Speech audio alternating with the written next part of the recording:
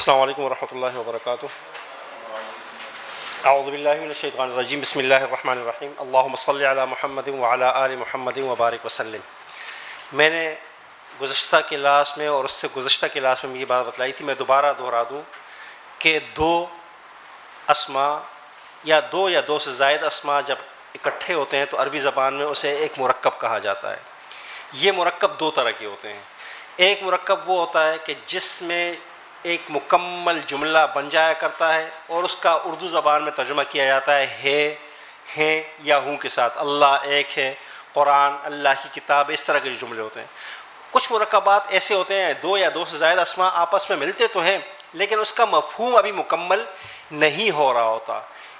ان مرکبات میں سے پہلا مرکب میں نے آپ کو بتایا تھا کہ دونوں اسماء آپس میں ملیں اور دونوں میں مکمل کوآرڈینیشن، مطابقت ہو، اس میں دوسرا اسم پہلے اسم کی اچھائی یا برائی بیان کر رہا ہوتا ہے۔ گرامر کی اصطلاح میں اسے مرکب توصیفی کہتے ہیں۔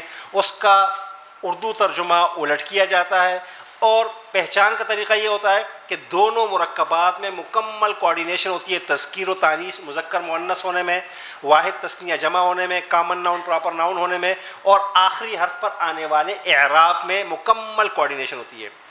دوسرا مرکب ایسا ہوتا ہے کہ جس میں دو اسماء اس طرح آپس میں ملتے ہیں کہ ایک اسم کو دوسرے اسم کی جانب منسوب کیا جا رہا ہوتا ہے، ایک اسم کی ریلیشن دوسرے کے ساتھ قائم کی جا رہی ہوتی ہے۔ ایسے مرکب کو مرکب اضافی کہا جاتا ہے۔ اس مرکب کو جاننے کا طریقہ یہ ہوتا ہے کہ اس مرکب کا جو پہلا اسم ہوتا ہے اس کے شروع میں الف لام بھی نہیں آتا اور اس کے آخر میں تنوین بھی نہیں آتی، اور اس کی دوسری اور سب سے اہم پہچان یہ ہے کہ اس کے بعد جو دوسرا آنے والا اسم ہوتا ہے قرآن کریم کے 70% اسماء میں اس کے آخر میں کیا ہوتا ہے؟ زیر ہوتی ہے۔ اب اس میں دیکھیں پہلے والے جو مرکب تھا جو ہم نے پڑھا تفصیل کے ساتھ، جو ابھی کتاب کے سبق نمبر جو ہے نا یونٹ نمبر 3 کا سبق نمبر 1 سے لے کر سبق نمبر 5 تک جو ہے نا چلتا رہا، اگر آپ نے علم میں ہو آپ کے یونٹ نمبر 1 کے سبق نمبر 1 سے لے کر سبق نمبر یونٹ نمبر 3 کا چلا جاتا ہے۔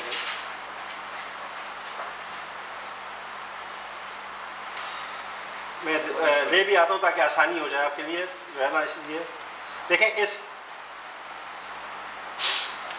عذاب عظیم یہ وہ مرکب تھا۔ دیکھیں یہاں پر عذاب عظیم میں کوآرڈینیشن اس کے اندر کم کر دوں، کوآرڈینیشن سمجھانے کی کوشش کروں۔ دیکھیں عذاب واحد ہے، عظیم بھی واحد ہے، عذاب مذکر ہے، عظیم بھی مذکر ہے۔ عذاب کی شروع میں الف لام نہیں ہے، آخر میں تنوین ہے، کامن ناؤن ہے، عظیم بھی کامن ناؤن ہے۔ عذاب کے آخر میں کیا ہے؟ دو پیش ہے، تو عظیم کے آخر میں بھی کیا ہوں گے؟ دو پیش ہوں گے۔ اسی طرح اگر عذاب کی جگہ یہاں پر کوئی ایسا اسم ہوتا جو مؤنث ہوتا تو یہ بھی کیا ہوتا؟ اس کے ساتھ مؤنث ہوتا۔ اب دیکھیں عذاب عظیم کو قرآن حکیم میں جب اس کے شروع میں کیا آ گیا؟ فی، جو اپنے بعد آنے والے اسم کے آخر میں زیر لے آتا ہے، تو دیکھیں عذاب عظیم سے وہ کیا ہو گیا؟ فی عذاب عظیم۔ اب دیکھیں دونوں کے آخر میں کیا ہو گیا؟ زیر آ گئی، یعنی مکمل کوآرڈینیشن والا یہ اسماء ہوتے ہیں، ان کو کیا کہا جاتا ہے؟ مرکب توصیفی۔ اب جو ہم دیکھ رہے ہیں جو اسماء میں نے ابھی آپ کو دکھائے، اس میں کیا ہوتا ہے؟ اس میں ایک اسم کی نسبت کیا ہوتی ہے؟ دوسرے کی جانب ہوتی ہے۔ مثلا کتاب اور اللہ دو الگ الگ اسماء ہیں، دونوں کو ملایا تو کیا ہو گیا؟ کتاب اللہ۔ فضل اور اللہ دونوں کو ملایا تو کیا ہو گیا؟ فضل اللہ۔ کلام اور لفظ اللہ کو ملایا تو کیا ہو گیا؟ کلام اللہ۔ یہاں پہ ترجمہ کیا کیا جا رہا ہے؟ اللہ کی کتاب، اللہ کا فضل، اللہ کا کلام۔ یعنی دو یا دو سے زائد ایسے اسماء جو آپس میں مل کر ایک دوسرے کی طرف منسوب ہو رہے ہوں، اس کو مرکب اضافی کہا جاتا ہے۔ ترجمہ اس کا بھی اردو زبان میں الٹ کیا جاتا ہے، البتہ اس کے اندر کا، کے اور کی کا کیا ہو جاتا ہے؟ اضافہ ہو جاتا ہے۔ اور پچھلی کلاس میں سبق یونٹ نمبر 3 کے سبق نمبر 4 میں بے شمار الفاظ ہم نے قرآن حکیم سے اس طرح پڑھے۔ آج ان میں سے کچھ الفاظ اور آئیں گے۔ مثلا لفظ اللہ کی طرف قرآن کریم میں بہت سارے اسماء کو منسوب کیا جاتا ہے۔ ذرا جلدی کے ساتھ، کیونکہ ہم جو ہے نا سبق نمبر 6 کو بھی آج ہی پڑھنا چاہیں گے تاکہ زیادہ سے زیادہ ہم تیزی کے ساتھ ان اسماء کا ترجمہ آپ کو آنا چاہیے۔ اسم اللہ، عہد اللہ، کلام اللہ، فضل اللہ، رسول اللہ، کتاب اللہ، وعد اللہ، ہدی اللہ، صبغۃ اللہ۔ آپ دیکھ رہے ہیں کہ جہاں جہاں لفظ اللہ آ رہا ہے اس کے آخر میں کیا آ رہی ہے؟ زیر آ رہی ہے۔ پہلے والے اسم کے آخر میں جو ہے نہ الف لام ہے نہ آخر میں تنوین ہے۔ بے شمار اسماء آپ کو نظر آئیں گے، اس میں وہ اسماء لے لیتے ہیں جو نسبتاً ہمارے لیے نئے ہیں۔ مثلا خلق اللہ کا ترجمہ کیا ہوگا؟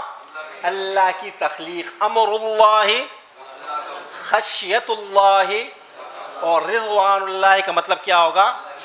آپ نے اس اسلوب کو پہچاننا ہے۔ دیکھیں یہ عربی زبان کا ایک خاص اسلوب ہے، جہاں پر یہ اسلوب آئے آپ نے ترجمہ کیا کرنا ہے؟ کا، کے اور کی سے کرنا ہے بس۔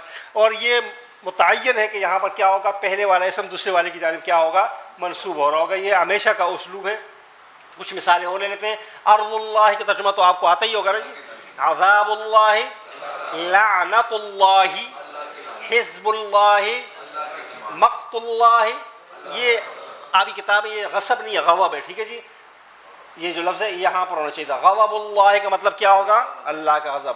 مرضات اللہ، اللہ کی۔ اجل اللہ کا مطلب کیا ہوگا؟ اللہ کی مقررہ مدت، ٹھیک ہے جی۔ رسالات اللہ کا ترجمہ کیا ہوگا؟ اللہ کے پیغامات۔ تو یہ اللہ کے ساتھ تو بے شمار اسماء منصوب ہے۔ کچھ اور مشہور الفاظ قرآن کریم میں کا ایک مشہور لفظ ہے السماوات۔ ترجمہ ہم نے اس کا کیا پڑھا تھا جی؟ آسمان۔ دیکھیں رب السماوات، ملک السماوات، آسمانوں کی بادشاہی۔ غیب السماوات، آسمانوں کی مخفی باتیں یا مخفی چیزیں۔ نور السماوات، خلق السماوات، آسمان کا بنانا۔ ملکوت السماوات، بدیع السماوات۔ تو اس طرح بے شمار الفاظ کی طرف جو ہے نا جو ہے نا السماوات کی طرف منسوب ہو رہے ہیں، اور اس کے ترجمہ آپ حضرات جو میں کروا رہا ہوں۔ باقی آپ نے، میں نے پہلے دن یہ بات کہی تھی کہ اس کتاب کو آپ نے کیا کرنا ہے؟ لکھنا ہے۔ اگر آپ لکھیں گے نہیں اور یہ کتاب بلینک رہے گی جس طرح پہلے سے موجود ہے، تو شاید آپ کو میری بات یاد رہے اور یا بھول جائے، یہ آپ کی ذہانت پر ہے۔ کتاب کی طرف بھی بے شمار الفاظ منسوب ہوتے ہیں۔ علم الکتاب کا ترجمہ کیا ہوگا؟ تفسیر الکتاب، آیات الکتاب۔ میں تھوڑا تھوڑا اس لیے لے رہا ہوں کہ اس میں آگے بے شمار قرآنی آیات ہیں جس میں میں نے آپ کو کیا کرنا ہے؟ ترجمہ کرانا ہے جی۔ یہ پچھلے ہفتے آپ نے کروایا تھا۔ اچھا یہ سارے کروایا تو ہے نا، آپ جو ہے نا جمہوریت کی روح سے تو نہیں کروایا کیونکہ آپ اکیلے ہیں۔ جمہور نے کیونکہ ہاں بھائی کروایا ہے، خدا کے بندو بتا دوں گا بھائی جی۔ دیکھیں جی نئے ہیں تو اس کے لیے ہم پیچھے نہیں جا سکتے، جو ہے نا اب جو ہے نا نئے ہیں تو اب جو ہے نا 1 سال ہو گیا ہمارے کورس کا، اس کے لیے میں پیچھے دوبارہ نہیں جا سکتا جی۔ ہاں میں تو جمہوریت کا بہت سا خلاف ہوں، لیکن جو ہے نا کیا کریں، یہاں پہ جمہوریت کی روح سے میں نے کہا کہ یہ سبق نہیں ہوا، اور جو ہے نا حقیقت کی روح سے یہ ہوا ہے، تو حقیقت کی دنیا میں آ جائے۔ نہیں جمہوریت کو تو میں تو جمہوریت کا، میں کیپٹلزم کا سب سے بڑا ادارہ جمہوریت کو سمجھتا ہوں۔ یہ ہم نے مکمل کیا تھا، میں نے آپ کو کچھ کام بھی دیا تھا شاید آپ آزاد کیا تھا ماشاء اللہ جو ہے، تو آپ تھوڑی دیر پہلے بتا دیتے تھوڑا اور اسٹیمنا بچ جاتا ہمارا جو ہے نا۔ نہیں یار اس طرح کیا ہو جائے، اصل میں اس سے اگلی جو ہے نا اس میں بے شک دیکھیں آپ آگے دیکھتے چلتے۔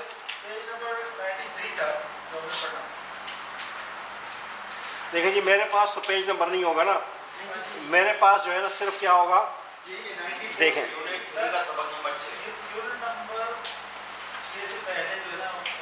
کچھ دیکھیں کچھ چیزیں تھیں، میں نے گزارش کی تھی کہ میں نے بہت ساری مشق کروا دی تھی، اور باقی آپ سے گزارش کی تھی کہ باقی آپ نے کر کے آنی ہے، کیونکہ اس کے تمام چیزیں پہلے میں پڑھا چکا تھا تفصیل کے ساتھ جی۔ یہی ہے نا۔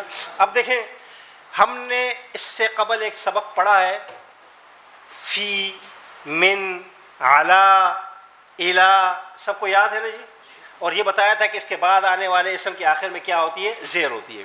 اسی طرح ہم نے ایک لفظ پڑھا تھا انا، کہ اس کے بعد آنے والے اسم کے اوپر زبر ہوتا ہے اور اس کا معنی کیا ہو جاتا ہے؟ بے شک ہوتا ہے۔ اس طرح ہم نے پڑھا تھا انا، کہ انا کا ترجمہ کیا کریں گے؟ کہ۔ اب وہی منسوب ہونے والے اسماء کے آغاز میں ان میں سے کوئی ایک حرف لگے گا اور معنی میں تھوڑا سا کیا ہو جائے گا؟ اضافہ ہو جائے گا۔ مثلا ارض اللہ کا مطلب تھا اللہ کی زمین، تو فی ارض اللہ کا ترجمہ کیا ہو جائے گا؟ اللہ کی زمین میں۔ یہ غلط لکھا ہوا ہے ارض، اس کو ارض ہونا چاہیے۔ ارض اللہ کا مطلب اللہ کی زمین، لیکن اعلی ارض اللہ کا ترجمہ کیا ہو جائے گا؟ اللہ کی زمین پر۔ ان ارض اللہ کا ترجمہ کیا ہو جائے گا؟ بے شک اللہ کی زمین۔ معنی میں کیا ہو جائے گا؟ تھوڑا سا اضافہ ہو جائے گا۔ فی کا ترجمہ میں، اعلی کا ترجمہ پر، ان کا ترجمہ کیا ہے؟ بے شک۔ یہ چیز یہاں پر ہم نے لکھی ہے کہ ارض کا لفظ اللہ کی طرف نسبت بنا ہے۔ میں فی، اعلی وغیرہ جتنے الفاظ آئیں گے قرآن کریم کے بے شمار الفاظ آپ کے سامنے آئیں گے، اور آپ نے اس کا ترجمہ کرنا ہے۔ سب سے پہلے فی آ رہا ہے، فی سبیل اللہ کا ترجمہ کیا ہو جائے گا؟ تو فی کتاب اللہ کا ترجمہ کیا ہو جائے گا؟ اللہ کی کتاب میں۔ فی دین اللہ، فی ارض اللہ، فی رحمت اللہ، فی آیات اللہ۔ یہاں پر ایک اور چیز جو جنرل نالج میں اضافے کے لیے، کہ فی جب آئے گا تو وہ دوسرے والے اسم پر کوئی عمل نہیں کرے گا، اس نے اپنے پڑوسی کو کیا کرنا ہے؟ تبدیل کرنا ہے۔ لہذا کتاب سے کتابی ہوا، رحمت سے رحمتی میں تبدیل ہو جائے گا۔ بعد والا اسم ایک ہی حال پر رہے گا، اس نے تبدیل نہیں ہونا، اس کے آخر میں ہمیشہ زیر آنی ہے۔ یہ اصول ہے اس طرح کے مرکب کا، اور یہ پورے قرآن حکیم میں استعمال ہوگا۔ فی لیلۃ القدر کا ترجمہ کیا ہو جائے گا جی؟ شب قدر میں یا لیلۃ القدر میں۔ فی عذاب جہنم، آپ لوگ تھک گئے، چائے تو پی لیے، ذرا زور سے بولیں تاکہ یہ فی نار جہنم، فی اختلاف اللیل، بدلنے میں اختلاف میں، فی نفس یعقوب، نفس میں یعقوب کے جی میں، فی خلق السماوات، آسمانوں کی تخلیق میں، فی خلق الناس، لوگوں کی تخلیق میں۔ انشاءاللہ جو ہے نا، جب ہم اس کو آیات میں استعمال کریں گے آگے تو انشاءاللہ بات اور واضح ہو جائے گی۔ آگے ہے جی من۔ من کا ترجمہ ہم نے کیا پڑھا تھا؟ سے۔ من عذاب اللہ، من مال اللہ، من آیات اللہ، من امر اللہ، من فضل اللہ، من خشیت اللہ۔ اب کچھ اسماء جو نئے ہیں وہ پڑھتے ہیں، من بأس اللہ، بأس بھی عذاب کو کہا جاتا ہے، من شعائر اللہ، یہ کیا ہے؟ من روح اللہ، اللہ کی روح نہیں ہے، کیا ہے؟ روح ہے، من رحمت، من روح اللہ یعنی اللہ کی رحمت سے۔ من آل فرعون، فرعون کے آل سے۔ من اموال الناس، لوگوں کے مال سے۔ اس طرح بے شمار اور الفاظ ہیں، یہ آپ نے کیا کرنا ہے؟ خود سے ترجمہ کرنا ہے۔ الہ کا ترجمہ ہم نے پڑھا تھا جانب، طرف۔ الہ ذکر اللہ کا ترجمہ کیا ہو جائے گا؟ الہ کتاب اللہ، الہ امر اللہ، الہ عذاب النار،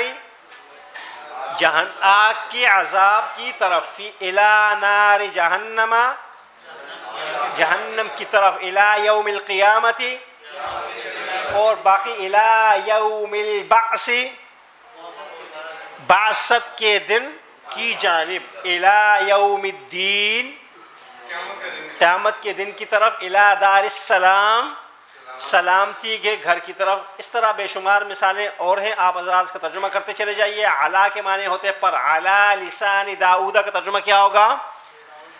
داؤد علیہ السلام کی زبان پر۔ علا خزائن الارض،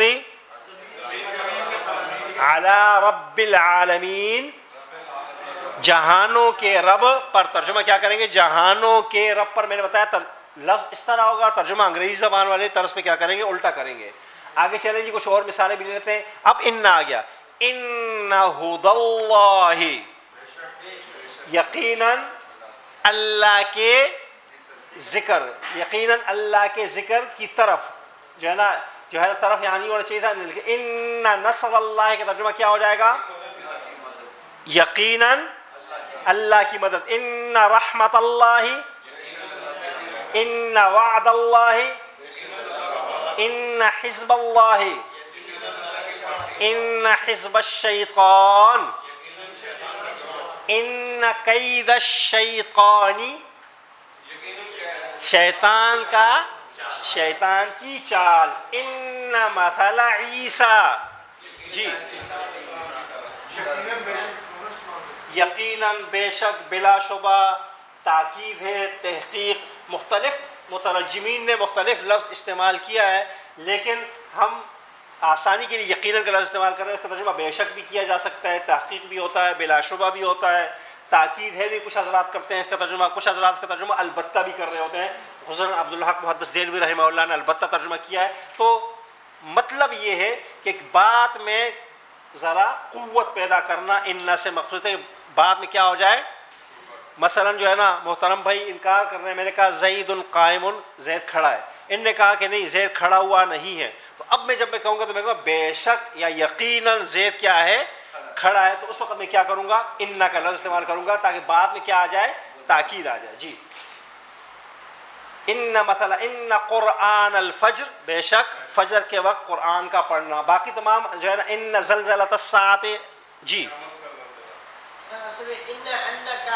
یہ جو ہے نا زبر دیتے ہیں, اس سے پہلے جو آپ نے پڑھا ہے اس میں تھا ان ارض اللہ ہے. کہاں پر؟ اس سے جو حروف ہے جہاں سے پہلے جو آپ نے پڑھا ہے اس میں ان ارض اللہ جو آیا. پروف ریڈنگ کی غلطی ہوگی بیٹا, میں نے بتا دیا ہے جو ہے نا کہ ان, ہم پہلے یہ تفصیل کے ساتھ پڑھ چکے ہیں کہ ان کیا کرتا ہے, انا کیا کرتا ہے, فی کیا کرتا ہے, علا کیا کرتا ہے. یہ ہم پہلے سبق میں کتاب کے آغاز میں سبق کچھ اسباق تھے, اس میں تفصیل کے ساتھ سب چیزیں کیا ہو چکی ہیں. اب صرف ہم کیا کر رہے ہیں اس کو قرآن کی مثالوں میں کیا کر رہے ہیں, استعمال کر رہے ہیں. اور جہاں جہاں آپ کو نظر آ رہا ہے کہ وہ زبر نہیں ہے تو وہاں زبر ہونا چاہیے. وہ پروف ریڈنگ کی غلطی ہوگی کہ ہمارا پروف ریڈر بھی جو ہے نا وہ کوئی عالم نہیں ہے, وہ ٹائپنگ کرنے والا وہ ایک عام بندہ ہے, کبھی جو ہے نا غلطی بھی کر جاتا ہے جو ہے نا. تو اس لیے اور جو ہے نا یہ مسئلہ ہوگا, باقی کوئی ایسی چیز نہیں ہوگی. ہے ان اپنے بعد آنے والے حرف کو کیا کرتا ہے, زبر دیتا ہے. میں نے یہ گزارش کی تھی اور یہ بھی گزارش کر دی تھی کہ زبر ہو, زیر ہو, پیش ہو, معنی میں کوئی تبدیلی نہیں ہوگی, ترجمہ کیا ہوگا اس کا ایک ہی ہوگا. وہ جو ہاں وہ اصل میں اننا ہوتا ہے, ڈبل جو ہے نا, ہاں وہ اننا ہوتا ہے, اس تخفیفاً اس کو بعض اوقات اننا پڑھا جاتا ہے, ورنہ وہ اصل میں کیا ہے, اننا ہے, بے شک ہم نے. ہاں اننا وہ یہی اننا ہے اصل میں, وہ ایک نا کو کیا کیا گیا, تخفیفاً کر رہا ہے ان. باقی اننا اور اننا دونوں ایک ہی چیز ہے.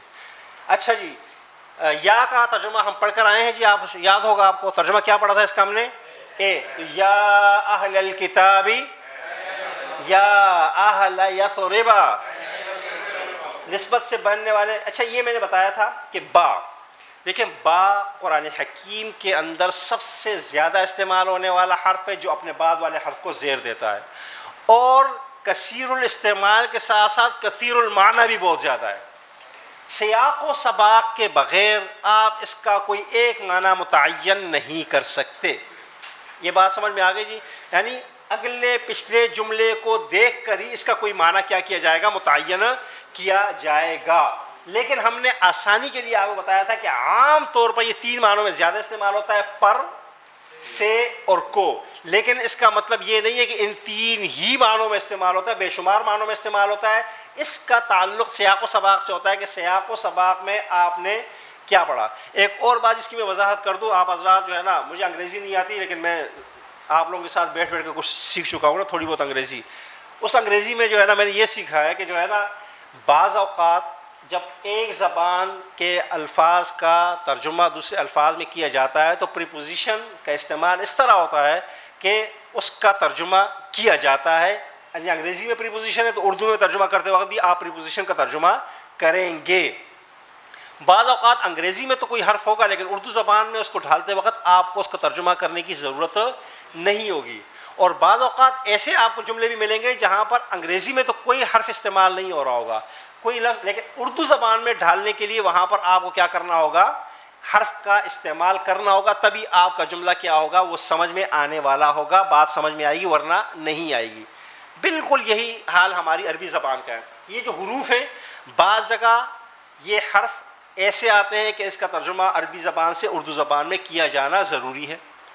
بعض جگہ یہ حرف نہیں ہوں گے لیکن آپ کو اس کا ترجمہ کرنا وہاں پر اردو زبان میں ڈالنے کے لیے حرف کا ایک معنی ڈالنا پڑے گا, اور بعض اوقات یہ حرف موجود ہوں گے آپ کو ترجمہ کرنے کی ضرورت نہیں ہوگی، کیونکہ عربی زبان کی وجہ سے وہاں پر اس حرف کا ہونا ضروری ہوگا، اردو زبان میں اس کی ضرورت نہیں ہوگی، بے شمار جگہوں پر ایسا بھی ہوتا ہے۔ تو یہ تمام زبانوں میں ہوتا ہے، جہاں جہاں پر انشاءاللہ آئے گا میں تفصیل کے ساتھ پھر بتاؤں گا۔ تو اب ہم ترجمہ کیا کریں گے؟ پر سے کو میں سے بے ای ارض کا ترجمہ کیا ہوگا؟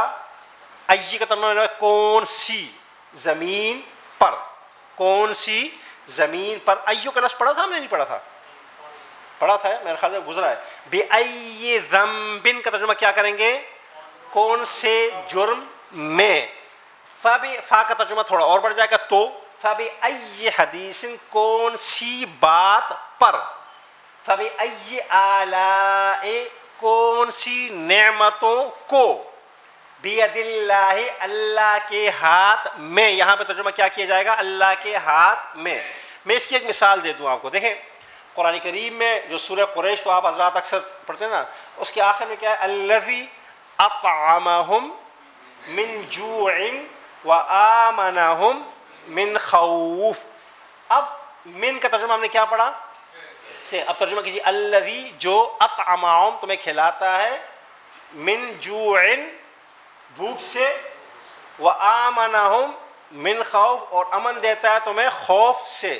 اب خوف سے کا ترجمہ تو کیا ہے؟ ٹھیک ہے، لیکن من کا اوپر والا من جوعن میں یہاں من کا ترجمہ کیا کریں گے؟ ہم فی کریں گے۔ الذی اطعمہم فی جوعن، کہ جو تمہیں بھوک میں کھلاتا ہے۔ بھوک سے کھلانا اردو زبان میں کوئی معنی نہیں بنے گا، وہاں پہ ترجمہ کیا کریں گے؟ جو تمہیں بھوک میں کھلاتا ہے اور خوف سے نجات دیتا ہے۔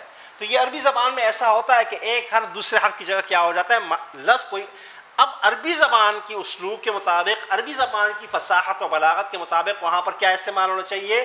من ہی استعمال ہونا چاہیے، لیکن چونکہ ہم اردو زبان میں اس کو ڈھال رہے ہیں تو ہمیں کیا کرنا ہوگا؟ اپنی زبان میں اس کا ایسا ترجمہ کرنا ہوگا کہ جس سے وہ لفظ کیا ہو جائے؟ بامعنی ہو جائے، ورنہ ترجمہ کچھ سے کیا ہو جائے گا؟ کچھ ہو جائے گا۔ اسی لیے میری آپ حضرات سے گزارش ہوتی ہے کہ جو لفظ ہوتا ہے ضروری نہیں کہ ہم میں نے بتایا تھا کہ ہر زبان اپنے قواعد کے مطابق 60 سے 65% کیا ہوتی ہے؟ گرامر کے مطابق چلتی ہے۔ عربی زبان تو پھر 70 سے 75-80% کیا ہوتی ہے۔ تو کئی استثناء ایگزامشنز بہرحال کیا ہوتے ہیں؟ موجود ہوتے ہیں۔ مثلا ایک لفظ ہے جو پر یا سے یا علی کسی معنوں میں استعمال ہوا ہے، لیکن قرآن کریم میں وہ اس معنوں میں استعمال نہ ہوا ہو، یہ ہوتا ہے عام، اس میں کوئی جو ہے نا مذائقے کی بات نہیں، دنیا کی تمام زبانوں میں ایسا ہوتا ہے۔ میرے خیال سے انگریزی زبان میں بھی ایسا ہی ہوتا ہوگا، اردو زبان میں تو بہت زیادہ ہوتا ہے، عربی زبان میں کیونکہ اردو زبان تو لشکری زبان ہے، تو اس لیے جو ہے نا با کے بارے میں نے آپ کو بتا دیا، کثیر المعنی لفظ بھی ہے، کثیر الاستعمال بھی ہے، جہاں جہاں جس طرح استعمال ہوگا انشاءاللہ۔ اب دیکھیں جی، اگر آپ حضرات تھوڑا سا جو حاضر ہیں وہ مزید حاضر ہو جائیں اور جو غائب ہیں وہ حاضر ہو جائیں، تو ان آیات کا ترجمہ آپ حضرات کو آنا چاہیے۔ کیوں؟ اس لیے کہ یہ سب کچھ ہم پڑھ چکے ہیں۔ ذالکہ ہم نے آغاز میں پڑھا تھا کہ ذالکہ کا ترجمہ ویسے عربی زبان میں وہ کیا جاتا ہے، قرآن حکیم میں اس کا ترجمہ ہم کیا کریں گے؟ یہ کریں گے۔ یاد آیا جی سب کو یا نہیں آیا؟ یا یاد ماضی عذاب ہے عرب؟ سبق کے معاملے میں یاد ماضی عذاب نہیں ہونا چاہیے۔ ذالکہ کا ترجمہ ہم کیا کریں گے؟ یہ من، ابھی تھوڑی دیر پہلے ہم نے دوبارہ پڑھا، اس کا ترجمہ کیا کریں گے؟ اور فضل اللہ کا ترجمہ کیا کریں گے؟ اب ترجمہ کیجئے، ذالک من فضل اللہ۔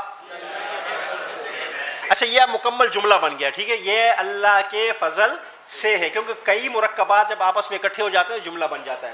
ذالک من آیات اللہ، اللہ کی نشانیوں میں سے ہے۔ اب دیکھیں، ھذا من عمل الشیطان، یہ بات سمجھ میں آ رہی ہے؟ شیطان کے عمل میں سے، شیطانی کام سے ہے۔ ھذہ من عند اللہ، بے شک نہیں ہے جی کوئی بھی لفظ، ھذہ یہ من عند اللہ، اللہ کی طرف سے یعنی اللہ کی جانب سے ہے، ٹھیک ہے جی۔ اب ذالک من انباء الغیب، انباء خبر کو کہتے ہیں، غیب خفیہ مخفی۔ ذالک کا ترجمہ کیا ہے؟ یہ۔ من کا ترجمہ کیا ہے؟ سے۔ آپ ترجمہ کیجئے، یہ غیب کی خبروں میں سے، غیب کی باتوں میں سے، غیب کی اطلاعات میں سے۔ تنزیل من رب العالمین، یہ نوجوان طلبہ میں سے کوئی ترجمہ کرے، آپ ترجمہ کرو بیٹا، تنزیل من رب العالمین کا تنزیل کا مطلب ہے نازل کرنا. ہاں تنزیل من رب العالمین، رب العالمین کی طرف سے نازل کر رہا ہے.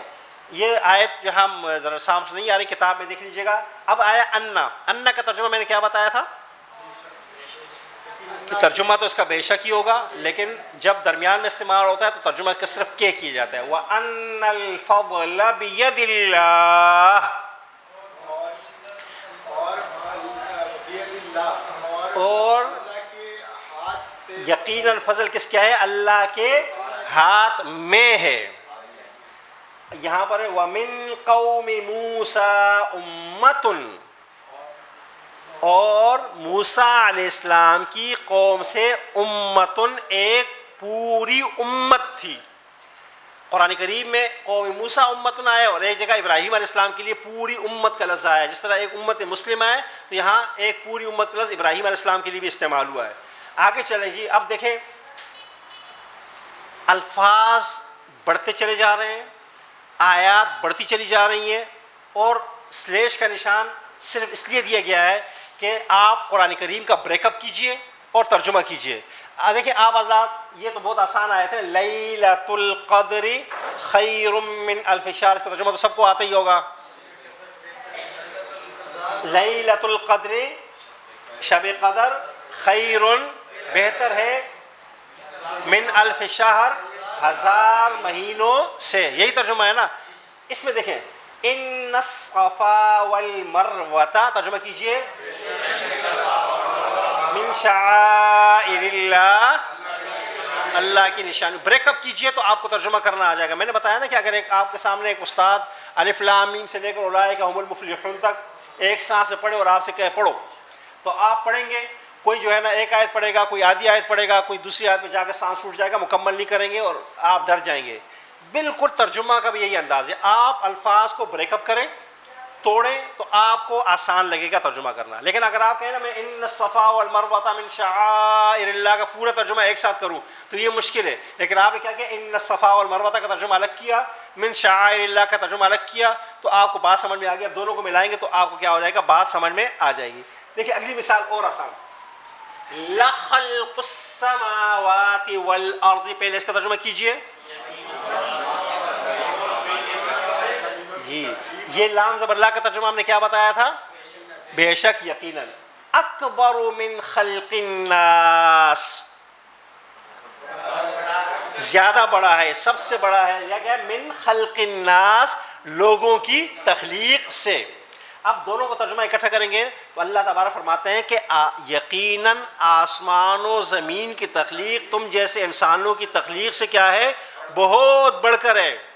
جو رب زمین و آسمان جیسی عظیم جو ہے نا چیزیں پیدا کر سکتا ہے، اس کے لیے تم جیسے چھوٹے چھوٹے انسانوں کا پیدا کرنا کیا مشکل ہے کہ تم جیسے انسان کو پیدا کرے اور اس کو بڑا کرے اور پھر اسے موت سے ہمکنار کر دے. یہ تو کوئی مسئلہ ہی نہیں ہے. جو شخص بحری جہاز بنا سکتا ہے نا تو وہ چھوٹی سی جو ہے نا پلاسٹک کی کار آسانی سے ہی بنا لے گا، لیکن یہ اس کے الٹ نہیں ہو سکتا. اگلی آیت اور ذرا بڑی ہو رہی ہے. ان فی خلق السماوات والارض واختلاف اللیل والنہار لآیات. کوئی ایک فرد اس کا ترجمہ کریے، ہاتھ کھڑا کر دے اور کر دے تو. جی محترم. یقیناً یا بے شک، جو بھی ان کے لیے جی. بے شک زمین اور آسمانوں کی تخلیق میں. جی. اور پھر سیکنڈ پارٹ ہے اور نہار یعنی اور لیل یعنی صبح، دن اور رات، دن اور رات، دن اور رات، لیل نہار کے بدلنے میں جی بدلنے میں لآیات، یقیناً نشانیاں ہیں. یقیناً نشانیاں. بات سمجھ لیں گے. ان کا ترجمہ بے شک، فی کا ترجمہ میں، خلق السماوات والارض آسمانوں اور زمین کی تخلیق میں. واو کا ترجمہ ہم نے کیا پڑھا تھا؟ 13واں سبق ہے 14. واو واختلاف اللیل، اور رات اور دن کے بدلنے میں. لآیات، تو میں نے بتایا تھا کہ ہم ترجمہ کیا کریں گے؟ ان اور لام زبر لا دونوں کو لے جائیں گے پہلے. یقیناً، یقیناً آسمان و زمین کی تخلیق میں اور رات و دن کے بدلنے میں نشانیاں ہیں. نشانی نہیں، کیا ہے؟ نشانیاں. لآیات یعنی جمع ہے، نشانیاں ہیں. کس کے لیے؟ عقل والوں کے لیے. انسان تو بہت سارے ہیں جی, لیکن دانشور جو ہے نام نہاد دانشوروں کے لیے جو سوچتے ہیں, جن کو اللہ تعالیٰ نے عقل سلیم دی ہے, وہ زمین و آسمان کو دیکھیں گے تو ان کو کیا کریں گے, بہت ساری نشانیاں نظر آئیں گی, اور وہ کیا کریں گے, کہیں گے ربنا ما خلقت ھذا باطلا سبحانک فقنا عذاب النار. اور جو ہوگا دانشور وہ کیا کرے گا, کیڑے نکالے گا, کیوں, کیا, کیسے, چونکہ, چنانچہ, اسی چکر میں رہے گا, اور اتنے میں فرشتہ اجل آ جائے گا اور اس کا گردن جو دبائے گا تو پھر وہ کہے گا کہ جی اب جو ہے نا مجھے مہلت دی جائے تاکہ میں سمجھ جاؤں, اب میں مان گیا ہوں. تو اللہ فرمائے گا نہیں, اب بیٹا اب جو ہے نا مہلت نہیں ہے, اب کیا ہے, چل جو ہے نا اب اذا جاء اجلهم لا يستأخرون ساعة ولا يستقدمون. اسی لیے جو ہے نا ہم رات کو ایک سفر میں آ رہے تھے تو ایک صاحب ہمارے ساتھ تھے, میں جو ہے نا بڑی عبرت انگیز باتیں جو ہے نا ان سے ہمیں, وہ بہت بڑے کاروباری شخص تھے ہماری طرح, آپ لوگ جو ہے نا ڈیفینس والوں کی طرح دو اور دو چار ہوتے ہیں, دو دو چار ہوتے ہیں, وہ دو 10 والے تھے. یعنی ادھر ادھر جو ہے نا کاروبار ان کا تھا, جو بھی تھا وہ بتاتے رہے. تو میرے جو ساتھی تھے ان کے ساتھ ان کی گفتگو ہو رہی تھی. میں نے کہا ان سے یہ تو پوچھو کہ یہ سب کام تو آپ نے کر لیا الحمدللہ, اللہ کا شکر ادا کیجیے, ذرا یہ تو بتائیے کہ اس ساری زندگی میں 70-80 سال زندگی میں اللہ کی راہ میں کیا خرچ کیا آپ نے, کتنا خرچ کرتے ہیں, یعنی اپنی سالانہ آمدن کا کتنا جو ہے نا آپ اللہ کی راہ میں خرچ کرتے ہیں. انفاق فی سبیل اللہ کتنا ہوتا ہے, یہ پورا کاروبار اتنا بڑا بزنس اور یہ کاروبار ہے, وہ بھی ہے وہاں اتنے ہیں, وہاں لاکھوں, یہ تو جگہ تقسیم ہو گئی. انفاق ان کے پاس کوئی جواب نہیں تھا.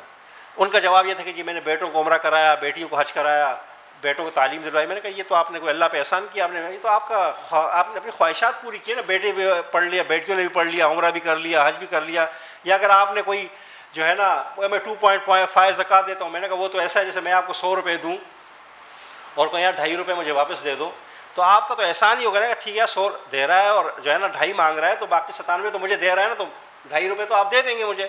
یہ تو میں نے کہا یہ تو اللہ کا مال تھا, 2.5% تو آپ نے دینا ہی دینا, چی کریں یا پی کریں یہ تو آپ نے دینا. یہ باقی 97.5 جو اپنا مال ہے اس میں کیا دے رہے ہیں آپ, باقی 97% تو ہمارا مال ہے نا, وہ تو 2.5 تو اللہ کا مال ہے, وہ تو آپ نے دینا ہے.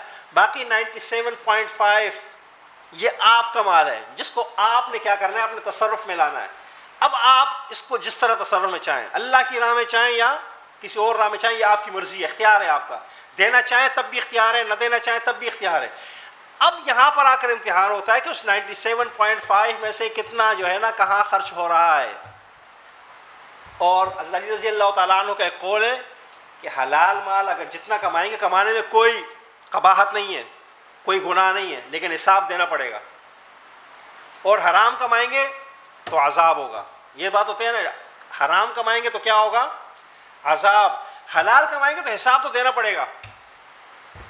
کیا نہیں ہوگا حساب کتاب جی, کہ بھئی آیا تھا نا, اور اللہ کے رسول نے فرمایا نا کہ 5 جوابات دینے سے قبل کوئی اپنے قدم, اور ایک سوال یہ ہوگا کہاں سے کمایا تھا محترم, کہاں خرچ کیا. تو اس وقت جس کے پاس جتنا زیادہ ہوگا نا وہ کیا ہو جائے گا.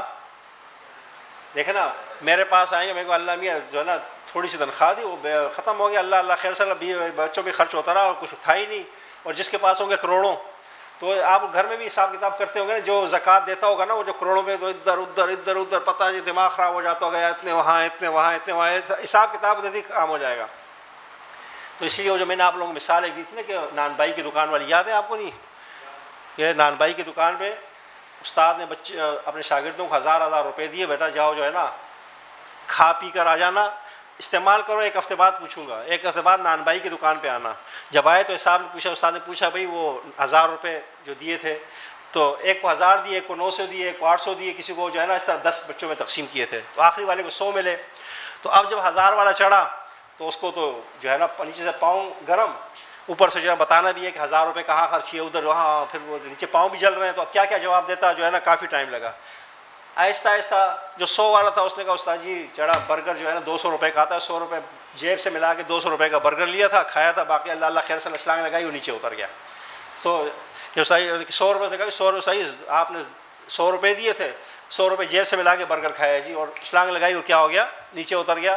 تو یہی حال ہمارا وہاں ہوگا کہ جس کے پاس جتنے ہوں گے اس سے پوچھا جائے گا کہ ہاں بھائی کہاں سے کمایا تھا, کہاں خرچ کیا.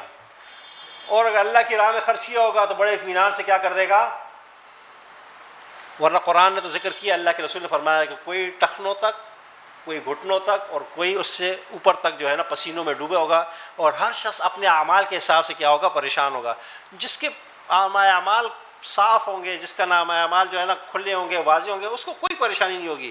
اس کے لیے تو یہ ایک گھڑی ہوگی اور گزر جائے گی. اور جس کے لیے جتنا, جیسا نا کبھی کبھی انسان اپنے آپ پہ غور کرے, اللہ تعالیٰ محفوظ رکھے, کبھی کبھی دانت کا درد ہوتا ہے نا, وہ ہو جائے رات میں, تو رات کتنی لمبی ہوتی ہے, گھنٹوں طویل, حالانکہ ٹائم وہی ہوتا ہے لیکن جو ہے نا اتنی طویل ہوتی ہے کہ گزرنے کا نام ہی نہیں لیتی. اور یہی رات جب آپ تھکے ہوئے ہوں, آرام سے خوش باش ہو سوتے ہیں, تو منٹوں میں پتہ چلتا ہے فجر کی اذان ہوئی, آنکھ کھلتی ہے. تو بس یہی حال ہوگا. تو اس لیے عزیزان محترم, رمضان المبارک کی طرف پیش قدمی جاری ہے.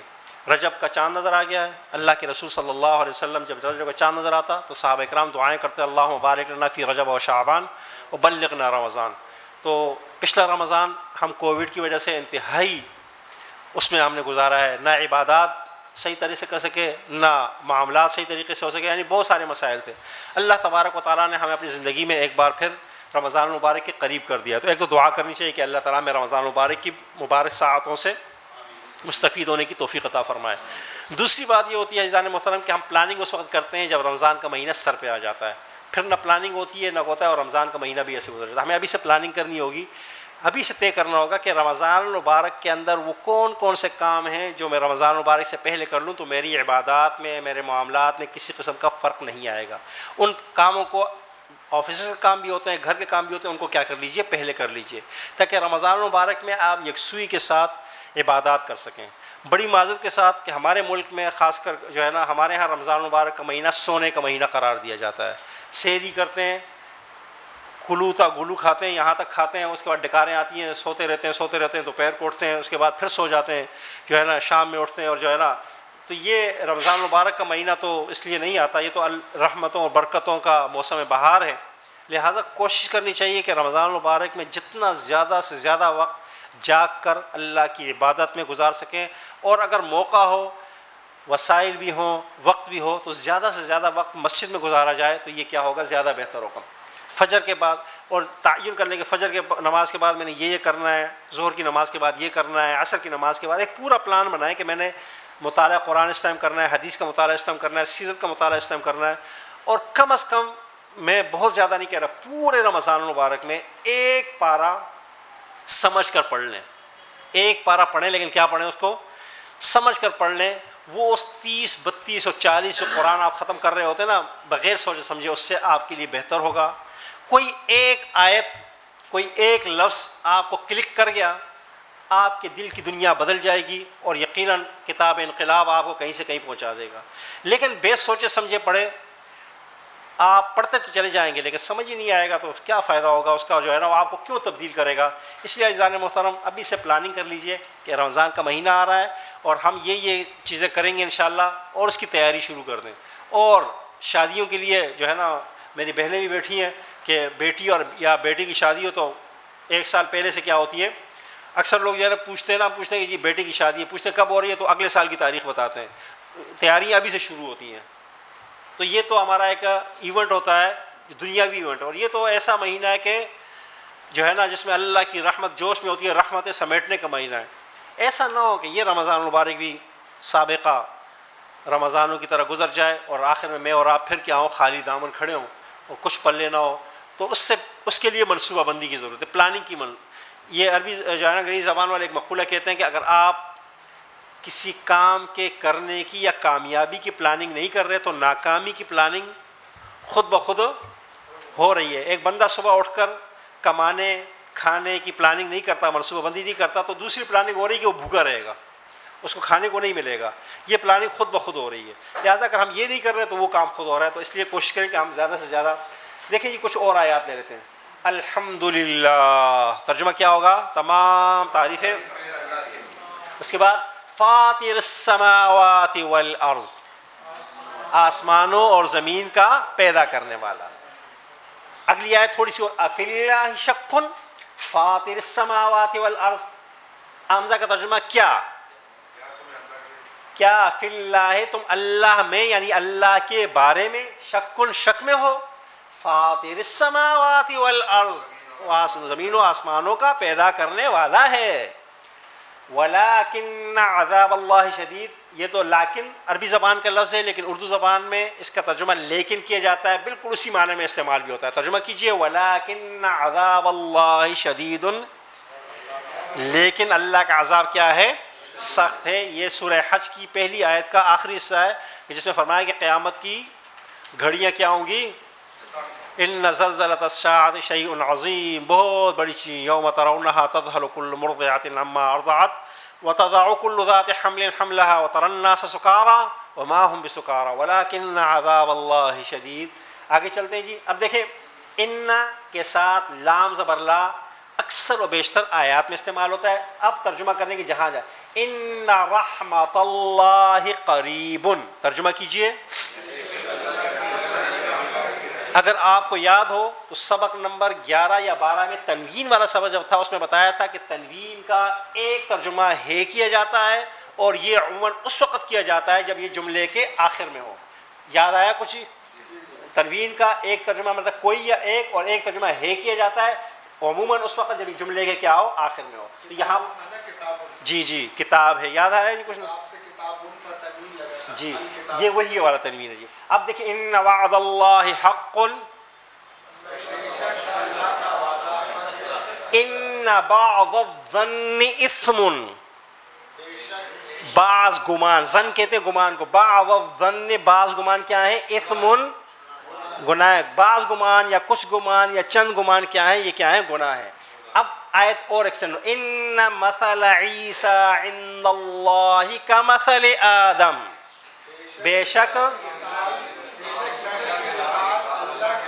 اللہ کے ہاں کمثل آدم، آدم کی مثل ہے، آدم کی مانند ہے، آدم کی طرح ہے، کوئی بھی ترجمہ کر سکتے ہیں. یعنی عیسیٰ علیہ السلام کی مثال ایسی ہے جیسے آدم کو اللہ نے بغیر ماں باپ کے پیدا کیا، اور اسے کیا کیا؟ جو ہے نا بغیر باپ کے پیدا کیا. بس اس سے زیادہ ان مثل عیسیٰ عند اللہ کمثل آدم، اس سے زیادہ کچھ نہیں ہے. یہ تو بہت آسان آیت ہے، اکثر ہم پڑھتے رہتے ہیں ان مع العسر یسرا، اور یہ اسی آیت کا اگلا ٹکڑا ہے. اب یہ جو ہم نے پڑھا تھا ابھی تھوڑی دیر پہلے، اجل اللہ، اب اس کے ساتھ ان ہے، فإن اجل اللہ لآت، بس بے شک اللہ کی مدت میں نشانیاں ہیں. یقیناً دیکھیں فا کا ترجمہ تو یا پس، ان کا ترجمہ بے شک، اور یہ لام زبر اللہ کا ترجمہ بھی کیا ہوگا؟ یقیناً. یقیناً اجل اللہ، اللہ کی مقررہ مدت آنے والی ہے، یعنی قیامت آنے والی ہے، یا موت کا وقت بھی کیا ہے؟ آنے والا ہے نا. ایک شیر کو کسی نے پکڑ لیا تھا نا جی، شیر جنگل میں لوگوں نے پکڑ لیا، تو اس نے لوگوں سے کہا، بستی والوں سے، اگر مجھے مارا تو قیامت آ جائے گی. تو بستی والوں نے کہا بھائی یار یہ تو اچھا خاصا عذاب بن گیا ہمارے لیے، اگر اس کو مارتے ہیں تو عذاب، تو کہا چھوڑ دو، نہیں تو مجھے مارا تو قیامت آ جائے گی. تو انہوں نے کیا کر دیا؟ اسے چھوڑ دیا کہ بھائی اگر اس کے چھوڑنے سے قیامت ٹلتی ہے تو چھوڑ دیا جائے. تو اس کو جب چھوڑا کہتے ہیں بھاگ گیا، اور تھوڑی دیر بعد کہا کہ بھائی قیامت آنی نہ آنی، میری قیامت تو آئی ہوئی تھی نا، کہ تم نے مجھے مار دیا تو میری قیامت کیا تھی؟ وہ تو آئی ہوئی تھی. تو اس لیے جو ہے نا ہماری موت، ہمارا اجل، ہمارا جو ہے نا جب ہم موت سے ہم کنار ہو جائیں گے تو باقی لوگوں کے لیے قیامت جب آئے گی، میری اور آپ کی قیامت تو کیا ہو گئی؟ آ گئی، شروع ہو گئی. اس کے بعد جو ہے نا ہمارے پاس کرنے کے لیے کچھ نہیں ہوگا. اس کے بعد صرف کیا ہوگا؟ نامہ اعمال لپیٹ دیا جائے گا، اور اب کیا ہوگا؟ حساب و کتاب کے عمل کے وقت اٹھیں گے. باقی ہماری قیامت تو کیا ہو گئی؟ ہماری مدت اجل کے ساتھ کیا ہو جاتی ہے؟ آ جاتی ہے. ان وعد اللہ حق، ہو گیا. یا ایھا الناس ان وعد اللہ، یہ دیکھیں آیت چھوٹی تھی، یہاں پر اور ایکسٹینڈ کیا دیا، اے لوگو ان وعد اللہ حق، بے شک جی. کچھ مثالیں اور ہیں جی. لا بتایا تھا کہ لا کے معنی ہوتے ہیں نہیں، لیکن لا کے بعد اگر آنے والے اسم کے آخر میں کیا ہو جائے؟ زبر آ جائے، تو یہ کیا ہوتا ہے؟ زیادہ سختی کے ساتھ مکمل نفی کے لیے استعمال ہوتا ہے، جیسے لا الہ الا اللہ. اب ترجمہ کیجئے، لا تبدیل لخلق اللہ، اللہ کی تخلیق میں کوئی تبدیلی نہیں. لا عاصم اليوم من امر اللہ، عاصم کہتے ہیں بچانے والا، لا عاصمہ کوئی بچانے والا نہیں، من الیوم آج کے دن، من امر اللہ یعنی نوح علیہ السلام اپنے بیٹے سے کہہ رہے ہیں کشتی میں سوار ہو جاؤ، کہتے ہیں پہاڑی پہ چڑھ جاؤں گا، نوح علیہ السلام کہتے ہیں لا عاصم الیوم من امر اللہ، آج اللہ کے حکم سے کوئی بچانے والا نہیں ہے۔ کانا میں نے بتایا تھا دو ترجمے کیے جاتے ہیں، ترجمہ دونوں جگہ صحیح ہو سکتا ہے، لیکن جب اللہ کے لیے کریں ترجمہ ہے کریں، باقی کے لیے کریں ترجمہ کیا کریں تھا۔ ان کید الشیطان کان ضعیفا، کان ضعیفا شیطان کی سازش کیا ہے؟ کمزور ہے۔ ان قرآن الفجر کان مشہودا، گواہی دیا جانے والا، یعنی فجر کے وقت قرآن کا پڑھا جانا کیا ہے؟ یہ گواہی دینے والا ہے۔ اور ہمارے گھروں سے اب فجر کے وقت سب سے پہلے جب ہم اٹھتے ہیں تو کہتے ہیں فیس بک دیکھ لیں، کوئی جو ہے نا کوئی خبر نہ آئی ہوئی ہو۔ قرآن پڑھنا ممکن نہیں رہا، اب کیا کرتے ہیں صبح فجر کے بعد، اکثر لوگوں کو میں نے دیکھا کہتے ہیں میں فجر کے بعد فیس بک دیکھتا ہوں کہ جو ہے نا کوئی خبر تو نہیں آئے گی، جو ہے نا کوئی کام کوئی کاروبار، تو اب قرآن کا پڑھنا کم ہو گیا ہے۔ ان یوم الفصل کان میقاتا،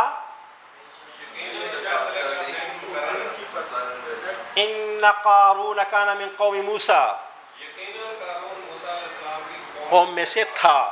اب دیکھیں ما اور اللہ، ما کا ترجمہ کیا پڑا تھا؟ اللہ۔ میں نے بتایا تھا کہ عموماً ما قرآن کریم میں 4 معنوں میں استعمال ہوا ہے، نہیں، جو، کیا اور کس قدر، زیادہ یعنی یہی زیادہ معنی، نہیں، جو، کیا، کس قدر۔ لیکن ما کے بعد اگر آیت کے اندر اللہ آ جائے تو اس کا معنی یقیناً نہیں ہو جاتا ہے۔ ترجمہ کیا کیا جاتا ہے پھر؟ یقیناً نہیں، یعنی اب اس کے علاوہ کوئی اور معنی نہیں ہوگا۔ اس لیے ترجمہ میں جب کہ وَمَن نَصْرُ إِلَّا مِنْ عِنْدِ اللَّهِ إِنَّ اللَّهَ عَزِيزٌ حَكِيمٌ، کوئی ایک فرض کا ترجمہ کرے جی، وَمَن نَصْرُ مِنْ عِنْدِ اللَّهِ، اللہ کے بغیر کوئی مدد نہیں ہے۔ ذرا لفظی ترجمہ کیجئے جی، وَمَن نَصْرُ، جی مدد نہیں ہے، إِلَّا مِنْ عِنْدِ اللَّهِ، اللہ کی طرف سے، إِنَّ اللَّهَ عَزِيزٌ حکیم، بے شک اللہ کیا ہے؟ غالب بھی ہے اور حکمت والا بھی ہے۔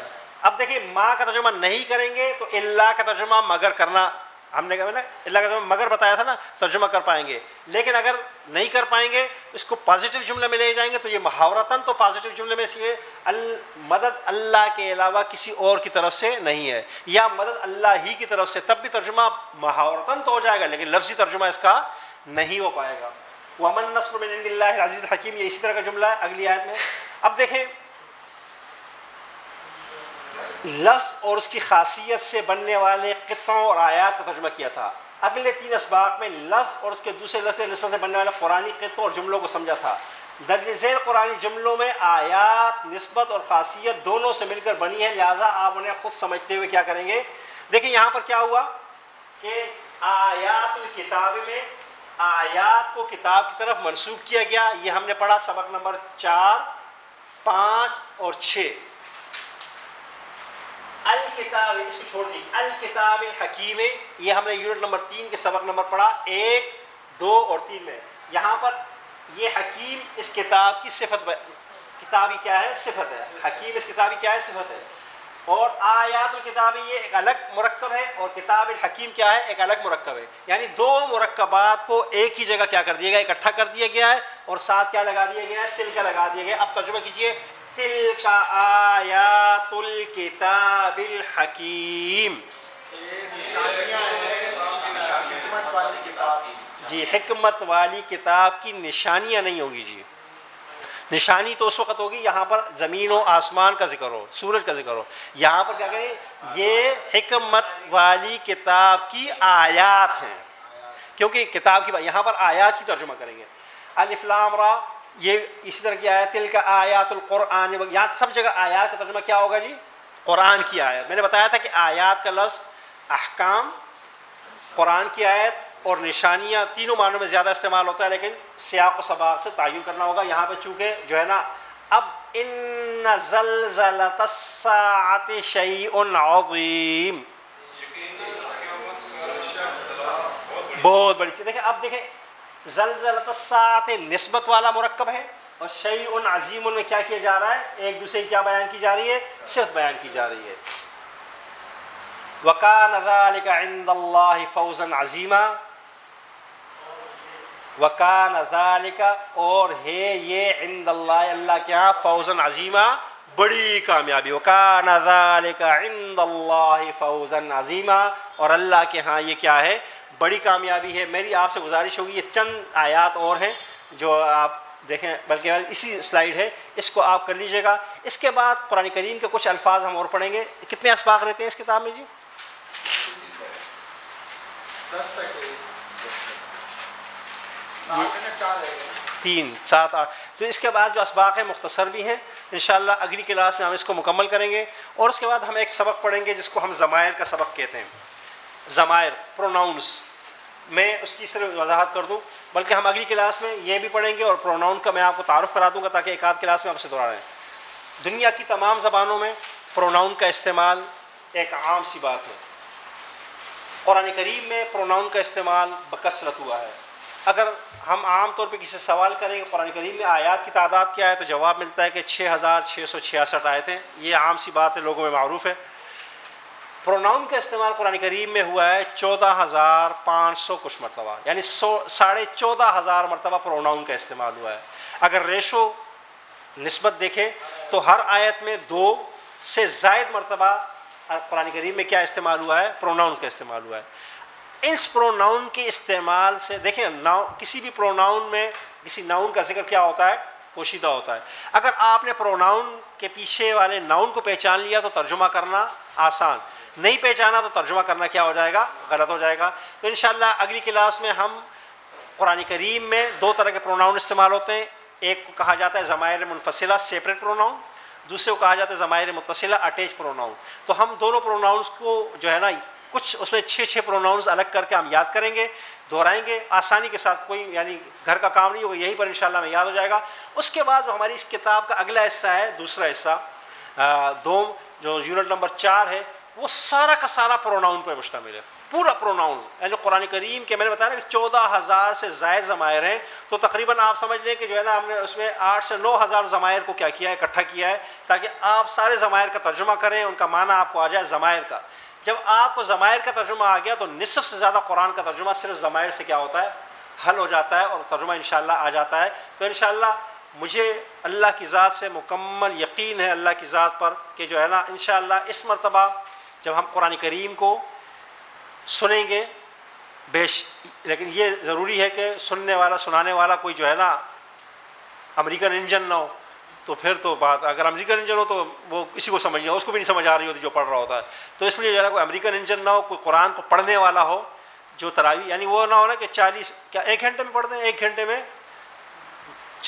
20 رکعت تراویح، 4 رکعت فرض اور پھر 3 رکعت وتر، یہ امامت کے ساتھ، بیچ میں 2 سنتیں وقفہ اور یہ سب کچھ ہو 1 گھنٹے میں، تو پھر کچھ سمجھ نہیں آئے گا. پھر تو آپ جو ہے نا کیا کیجئے، روٹین کی تراویح پڑھ دیے. اور اگر کوئی جو ہے نا آپ نے وقت لگایا اور کسی ایسے بندے کے پیچھے تراویح پڑھنے کی کوشش کی جو قرآن کو ٹھہر ٹھہر کر پڑھتا ہو، تو آپ کو 70 سے 80% قرآن کریم کا ترجمہ انشاءاللہ سمجھ میں آ رہا ہوگا اور آپ کو اندازہ ہو رہا ہوگا.